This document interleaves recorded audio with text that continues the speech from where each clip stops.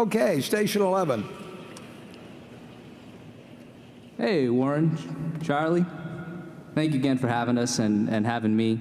I just can't thank you guys enough and appreciate you guys enough for the body of work that you guys have delivered to us and the exemplar example that you guys have set with your principles. Thank you. Charlie, you've mentioned that if given the chance, or the same chance with a smaller capital base, you would still look for mispriced stock opportunities. Of course. And that would be determined through obviously what we call the intrinsic value of the organization or the company in question, an aggregate of the discounted future cash flows. Would you work the arithmetic using a fictional data set to illustrate the mathematical principia to determine an intrinsic value? And I'd hope you include the comprehensive mental model of the key metrics considered, any qualitative assessments of the management, and any assumptions of its industry to determine the durability of its earning power.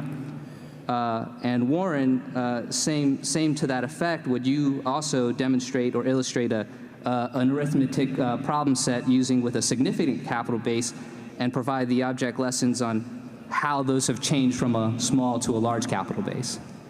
Well, I can't give you a formulaic approach because I don't use one.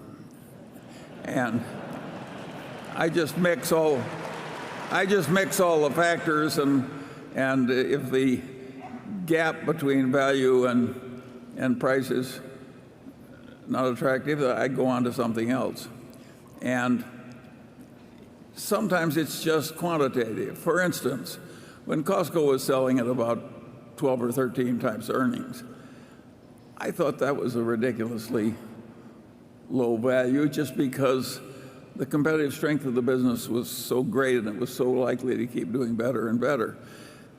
But I can't reduce that to a formula for you. I liked the cheap real estate. I liked the competitive position. I liked the way the personnel system worked. I liked everything about it. And I thought, even though it's 3 times book or whatever it was then, that it's worth more.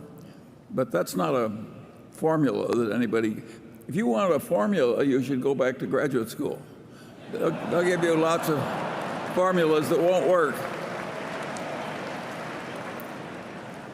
This is the longest we've ever gone in the Berkshire meeting without Charlie saying that, getting to the point where he prefers Costco to Berkshire.